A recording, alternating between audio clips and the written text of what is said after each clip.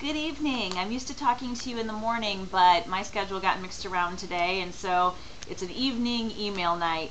Wanted to, first of all, welcome you back from spring break. I know some of you don't get much of a break, and it's sort of maybe laughable when I say you had one, but at least you didn't have deadlines looming over your head.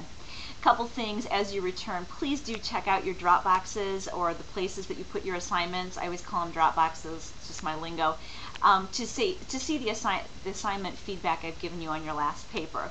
I really like to see this as a rolling progression, so I'm going to give you goals on that to give for your next paper. So do read through those. If for some reason there's not an attachment, occasionally I don't click the right thing or something doesn't connect, let me know. There should be an attachment with your paper, my comments up to the side. Some of you have been a little confused on what I mean by the feedback form on that.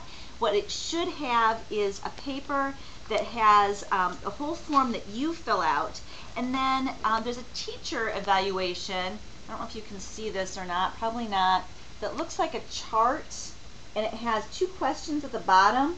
I need that too, because I will highlight this chart to show you where you land, and I will give you a comment that's your overall strength and a comment that's a goal comment. Not necessarily a weakness, but something that I think would make your writing to the next level. I try to pick out the big things. I think sometimes as English teachers we tend to, I always say, bleed all over your paper, and then you're going all different directions trying to correct everything, and maybe there's just one thing that you'd be benefit from correcting.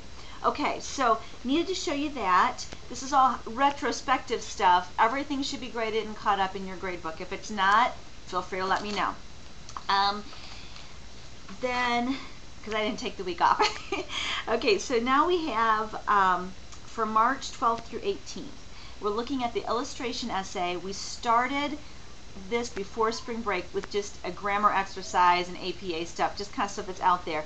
This week is the reading week. Remember that these readings are going to be what gives you the power for your paper.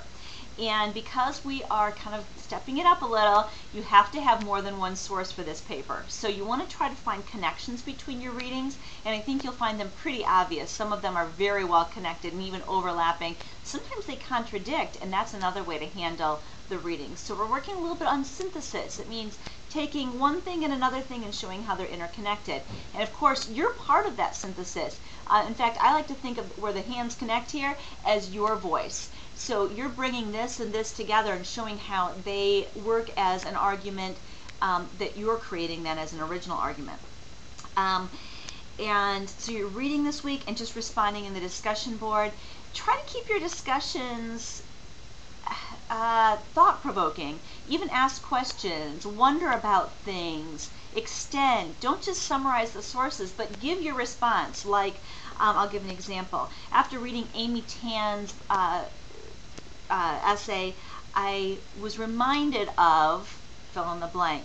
I wondered about, I agreed with her to a point, those kinds of things. And those will build very nicely into your actual paper later on. Then in turn, when you're commenting back and forth, use that as a way to catalyze some great ideas for your paper. The point of the illustration essay is not just to synthesize, as you can tell by the words illustration. The point of this paper is to use your use of examples and anecdotes and other types of explanations. Illustrations are not drawings in this sense, they're illustrations with words, to make your point. So that you don't just make the point and let it stop, you actually elaborate on it. And for some of you, I've been commenting that you need more meta commentary in your writing. We do this all the time in speaking. We'll say, well, here's what I meant by that, or let me clarify. Do that in your writing too. Meta commentary means talking about what you're talking about.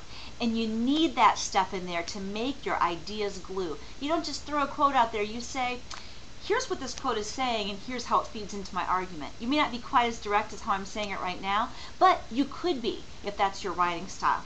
So, illustration essay is what we're working towards ultimately. And so to get ready for that essay, you're reading these essays. First of all, in the Hirschberger text we're talking, there's an essay by Hyatt, Lakoff, Tan, Pentoff, Brunvand, Tannen, and Sinha.